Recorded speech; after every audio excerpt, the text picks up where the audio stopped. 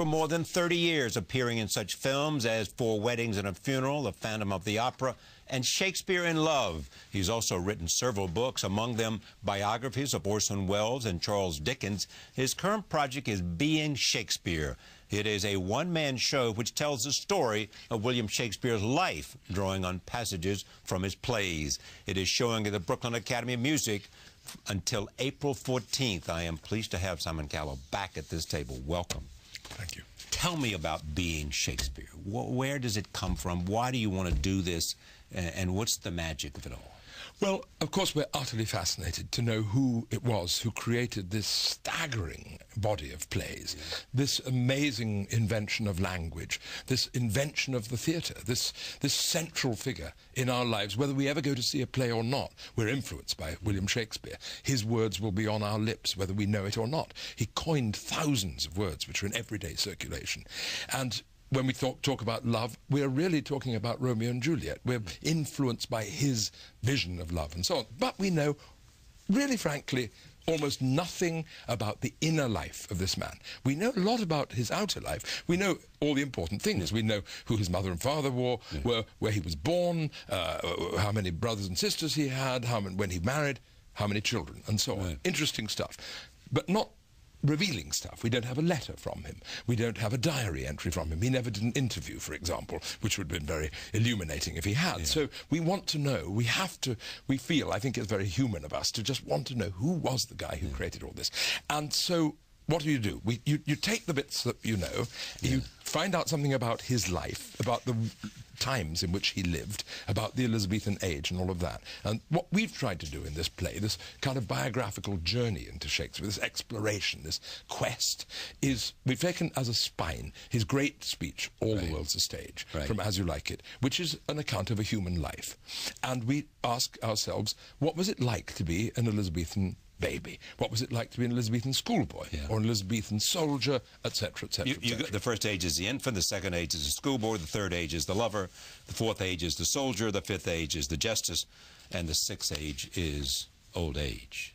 Yes? Well, and the seventh age is dementia. Seventh age is dementia. Yeah, is Alzheimer's, of which he gives the most brilliant account, just as he seems to have given the greatest account of what it is to be human in every area of life. He's anticipated, in some extraordinary way, what we are now all so familiar with, which is the horror of Alzheimer's and the dread of dementia. There it is, in King Lear, clinically laid out for us. And you know this personally? Well, I know it from my mother has had Alzheimer's for 6 years. She hasn't known who I am for the last 4 of them. And I've seen it all, absolutely, the whole journey, exactly as described by William Shakespeare 500 years ago. He understood what it meant. He understood. That age of man and woman. But everything. It's a most unnerving thing. And as an actor, you're very aware that his account of his characters is completely organic. It doesn't seem to have been created by excessive intellectual endeavour. It seems that he's put his finger on the pulse of all these individual human beings and just allowed their blood to flow through his veins. It's an extraordinary sensation as an actor. If you trust the part as he wrote it, you don't have to play the part at all. The part will play you. And it's thrilling to surrender to the life in the writing. Most extraordinary. And is that what is required to do Shakespeare well, to surrender to it? Yeah. It has a certain form, which is it is in certain rhythms, and there's a shape to the phrases, and you interfere with that at your peril. But basically, you open yourself up to it. You allow it to take you over. And when it does, it's just exactly like having somebody else's life flow through you. It's quite extraordinary. And you find yourself, I find myself, dangerously moved by what happens, by the naturalness, the simplicity of so much of it. There's a little scene in A Winter's Tale when young Prince Mamilius is trying to entertain his mother. And her language is so simple, but it's as if you've just overheard it next door a second. Come on, sit down. Come on. And do your best to fright me with your sprites. She says, you're powerful at it. It's any mother talking to her child at any time in human history. It's absolutely exquisite. It's astonishing. It's unaccountable, actually. We have on videotape All the World's a Stage. All the world's a stage, and all the men and women merely players. They have their exits and their entrances. And one man in his time plays many parts. He might have been speaking for his author.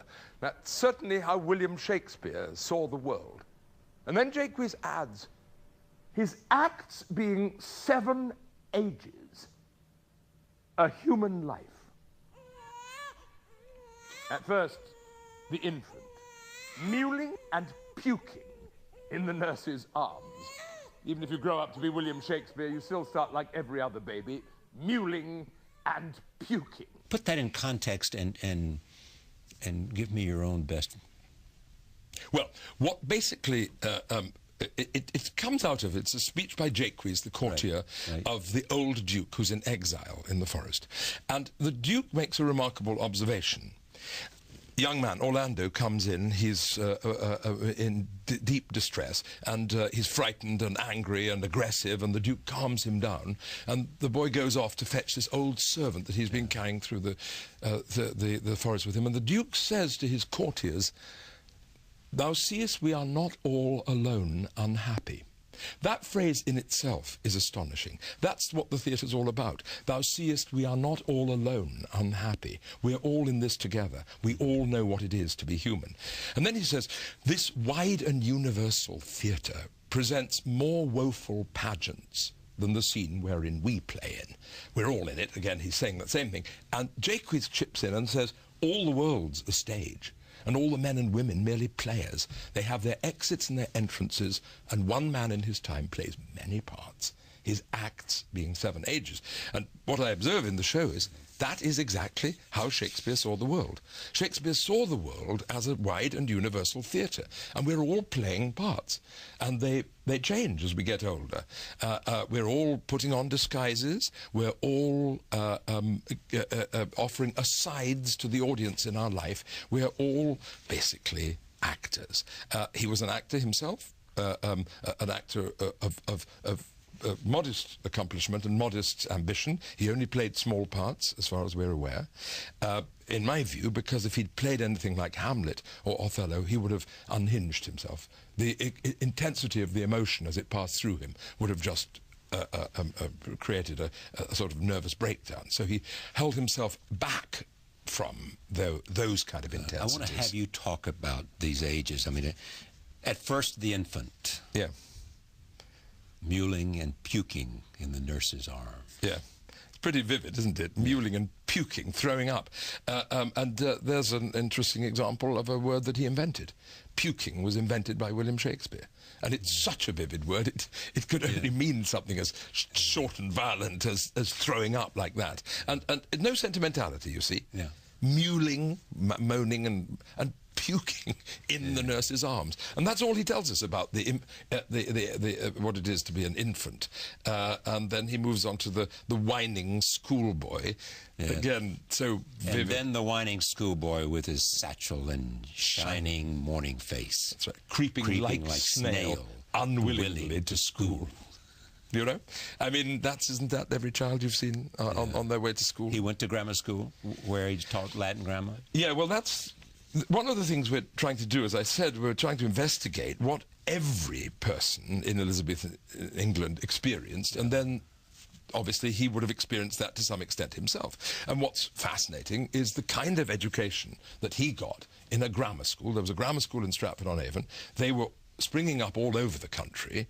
It was a new move by the Tudor establishment. They wanted to train up a class of lawyers and clerks and politicians, the sort of mainstays of the Elizabethan state. So they were training them up, and the way they trained them was to teach them rhetoric, which is the art of argument, basically, of organizing your thoughts, marshalling your arguments and so on. And it was a very strict discipline, which had very particular codes and practices and a vocabulary all of its own. But that's exactly how Shakespeare was taught. He didn't study anything else, you know, in that grammar school. They didn't study history, and they didn't study geography, they didn't study mathematics, they didn't study science. They just studied rhetoric, language, the many different ways to say things. And what better training could you have for a writer later. But his education was truncated, wasn't it? Yeah, because his dad fell into debt.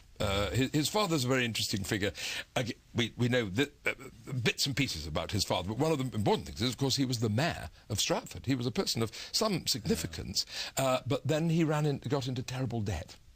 And then, worse than that, he made loans to people charging excessive interest rates, which was the crime and sin of usury. Right. And he was booted off the local council and forbidden to access to the church. Now, that's an incredible thing. In the 16th century, he was banned from going to the church. He was a kind of pariah in Stratford-on-Avon. And we ask ourselves in the play, what does that do to a young man if your father's such someone who's shunned in the town? And the answer is he goes to London to make good. And once he gets to London, he finds that it's very hard to get a job, because it was. And then the third age is the lover, and then the lover, yeah, sighing like furnace with a woeful ballad made to his mistress's eyebrow. That's right, yes. Witty. I mean, it's just so witty, isn't it? He marries at what, 18? He married at 18, which was... She was older. She was 26. That's a big gap, isn't it? Yeah, especially that age. Absolutely. And in fact, it was very unusual for a young man to get married. There are only 3 people in his whole area in 50 years who got married under the age of 20. And of course, she was pregnant too, which was a pretty shocking thing in Elizabethan society. So the question is, everybody wants to know about Shakespeare's wife and his relationship with her. And the one thing everybody remembers about it is that in his will, he left her the second best bed. That's all. And everybody thinks, oh, well, that's dismissive. He didn't care for her at all. On the contrary, that's the bed they would have slept in. That was the tradition. But it struck me, and it strikes Jonathan Bate, the author of the piece, that this is a sexy relationship, a sexy older wife. And there in Stratford-on-Avon, I think, he learned about love from Anne, you know? Yeah. Three children. 3 children, a daughter first and then a son and a daughter, twins. And, of course, another thing there, a very critical thing, is that the boy died when he was 11 years old. So Shakespeare's only son and his heir died at that age, which is a shattering blow for anybody, any man. For an Elizabethan, it was overwhelming, because he only had daughters then. And from their point of view, that was... you know, that he'd lost, you know, who did he have to pass on all his money and all his considerable property and so on by then. And so that must inform the whole idea. The boy's name, interestingly, was Hamnet. Hamnet. Yeah, and he died just before Shakespeare wrote Hamlet. So it can only be echoing all the way through that play. I shouldn't be reading these, you should, but the fourth age is the shoulder, is the soldier. Fourth age is the soldier, then a soldier, full of strange oaths and bearded like the pard, jealous in honor, sudden and quick in quarrel, seeking the bubble reputation, even in the cannon's mouth. In the cannon's mouth. Look at that, with what we see every day from for war zones, the terrible scenes of these young men who go to war eagerly, seeking the bubble reputation. Right. Even in the cannon's mouth. They go right up to the cannon. They offer themselves to death. It's an incredibly somber thought. Nowadays, I find that section, there's a whole section about soldiering and the war, and a great kind of sober feeling descends on the audience when I talk about those things, because we know the reality of it. It was a present reality for them, because the Elizabethans were never not at war. And there was an insatiable demand for men. There could never be enough soldiers. Recruiting officers roamed the land all the time, trying to whip people. And Ben Jonson, Shakespeare's contemporary, fought in the Netherlands. We don't know whether Shakespeare did or not. He could well have done. It's perfectly possible. Yeah. The fifth age is the Justus, and then the Justus in fair round belly with good captain line, with eyes severe and beard of formal cut, full of wise saws and modern instances, and so he plays his part. Also, isn't that a brilliant little snapshot of a justice of the peace? That's what he's really talking about. But justice itself is right at the heart of Shakespeare's plays, and he actually was involved in lots of law cases himself, mostly to do with property. And very unsuccessfully too. He kept on losing them, and the property law was incredibly unfair in Elizabethan England. Almost nobody came out of it with anything, and so his rather bitter feelings about lawyers are evidenced throughout the plays. It's a famous line of Dick the Butcher in King Henry VI. Yes. He says, "The first thing we do, let's kill all the lawyers." It's always a popular sentiment. Which is often repeated, yes. And the Sixth Age was old age. The Sixth Age shifts into the lean and slippered pantaloon with spectacles on nose and pouch on the side. Yes, his big manly voice turning again. It's what we, that's just age, which we, comes to us all, and we see it all around us, but it's kind of benevolent in a sense.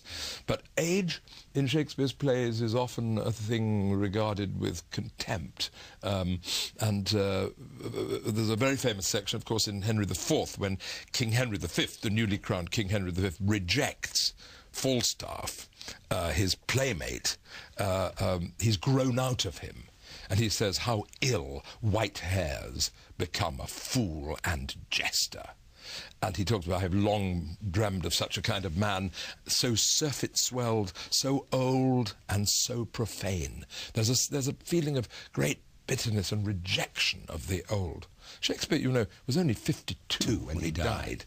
But I think, are not wrong to assume that he was in poor physical condition when he died, and the famous portrait of him at the front of the folio, the famous great edition of his plays, published after his death, of course, by his fellow actors, suggests to us that possibly he had syphilis.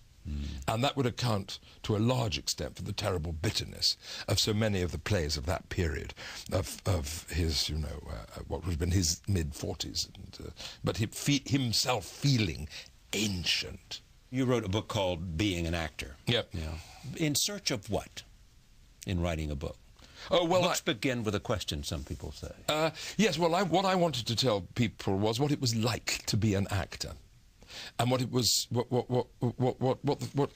the feeling, what we experience as actors, both on stage and in our lives and our careers. And I came to it with such freshness because I started acting a little bit later than some people do. I was 21 when I went to drama school, and I was 24 when I started acting. And I came upon the world of the theatre and the world of acting almost like an anthropologist discovering a lost tribe. I thought how wonderful and extraordinary these people are, and now I'm one of them. How extraordinary our rituals are, how remarkable the experience we have is. And it's been a lifelong study. I still am profoundly fascinated by the nature of acting. Can you describe your own acting style? That's a hard one. I suppose it's a very sensual, very physical. I like to hope that I'm making a strong physical impact. I've always had a lot of energy, and I've had a lot of invention and imagination, and I've found that exciting. Mark you, as I get older, I move away from that more. I know, and I want to know why. Well, I've come to a conclusion the last couple of years. I've suddenly realized what I think acting is, and it's a very simple thing. Acting is thinking the thoughts of another person. Thinking the thoughts of another person. Yeah. Well, once you do that, once you adopt the mental patterns of another person, and that's what the writer gives you, then everything else follows. Emotion and your physical life follow on from then. So for me, it's much less to do with having an idea about the way I want to look or having an idea about the way I want to walk. It's about actually starting to think those thoughts, that those words are mine, they come from me. And then I'll change. My physical life changes, and my emotional life changes utterly. And so in this play, where I play 23, 24 people, I'm absolutely the victim. As long as I get the thought straight down the line, as long as I'm absolutely thinking it at the second. So how do you get to do that? I mean, if the crucial thing is to think the thoughts of the character, how do you get there? Well, basically, you have to know them first. So you've really got to master the text completely, so that you can. Because the great art of acting, which many people want to know how you learn the lines is, and the answer to that is by forgetting everything else. But wait, stop.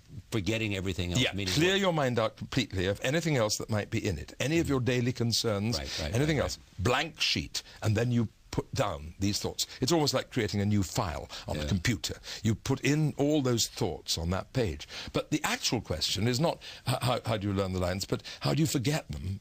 How do you appear to have forgotten them? Because you so that you make it natural as you've just had the thought. You have to surprise yourself with your own thought. And only then will it be in the present. And that's the great thing about acting. And the function of acting, in my view, is to bring everybody into the present. We walk around mostly locked in the past or worrying about the future. What the theatre can do for you is to bring you into the present moment. It's sort of Zen-like. You're there with those people, you're following it. Nothing else in the world matters to you except the lives of those people. And then you become, it makes you very alive. Now, does this make sense? I think it was Bill Nye who said this to me. The key to acting is to make it appear as you have just had the thought. It's exactly right. It's the mental energy that is the thing that produces all the excitement in the theatre. And the greatest actors are the ones who have are most directly connected to the impulses in their brain. So someone like Maggie Smith is above all, as she says the thought, as she says the word, the image comes into your mind, into her mind and into your mind. It brings to life. It's not, words aren't just counters. They're filled with meaning, and it's the meaning that we have to connect to. It's almost as if the text was a film passing through your mind, and your mind was the light that illuminates it. So as it hits the frame, suddenly you see an image. That's what it's about. You said, while it started as a type of escape, it has now become the exact opposite, in that I'm actually trying to connect to the center of myself rather than creating a periphery. Yeah, that's exactly it. I did, when I started acting, I hated myself, you know, lots of actors do, and I wanted to escape into another face, another body, another life. And that, you know, kept me going for quite a long time. But then, of course, I started living. Now, does this have anything to do with your own, you know, understanding of your own sexuality? I don't think so. No, not particularly. I was always one of the earliest actors to come out, as I remember, like in 1984 or something. Yes, I was. I never had a problem with admitting my sexuality. I was lucky that I came from... So you didn't need any kind of escape to go to? No, it wasn't to do with that at all. It was rather more profound than that. It was to do with a sense of alienation, which was more to do with who I was, my personality, rather than with my sexuality. That wasn't the issue. What did you like about your personality? I just felt I was, in some peculiar way, which I can't even properly explain to you, and I think many actors feel this, I just felt I didn't belong inside my own body, I didn't belong inside my own life, I didn't belong inside my own family, I didn't belong anywhere. And in some inexplicable way, when I started standing up on stage in front of other people, I suddenly thought, I belong now. Now I'm where I should be. And when did you know that? Well, when I stood on stage for the first time, and not until then. Oh, that was very late, very late. I didn't do any school plays or anything like that. I went to university in order to act, for no other reason. And I stood on stage, and I felt two completely conflicting things. One which was, God, it's wonderful to be here. And the other was, how terrible I am.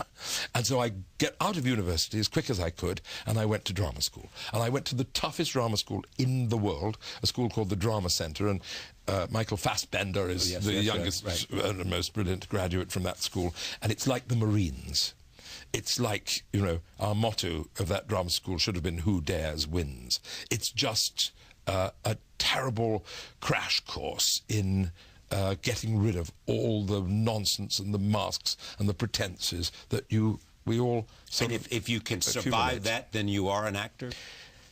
That was my experience, yes. Other people had a much easier time of it, but I took it very much to heart. I thought, you know, I didn't know at all whether I could act, and so I was prepared to do anything at all to discover whether I had it in me. Yeah, but the love of Shakespeare came much earlier. Much earlier, yes. That started almost romantically, as I might say, with the mother of the headmistress of a school where my mother was the school secretary. My education was thrown in as part of her salary. Right. And this wonderful, hairy, bosom enhanced woman, Mrs. Birch, sat me on her lap, and we listened together. I was 6 years old at the time, to Macbeth on the radio.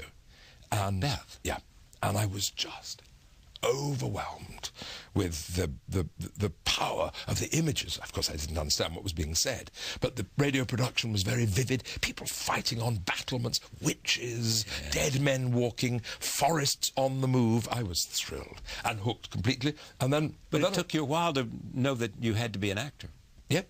I didn't necessarily associate these things. I fell in love with language. I fell in love with... I was stage struck, is what it was. Yeah. And it's not necessary that when you're stage struck, you then want to become an actor. Yeah. It wasn't till I wrote to Laurence Olivier and an admiring letter about his work at the National Theatre, and he wrote back to me and said, if you like it so much, why don't you come and work here? Yeah, what was it in that letter that made it so persuasive for him?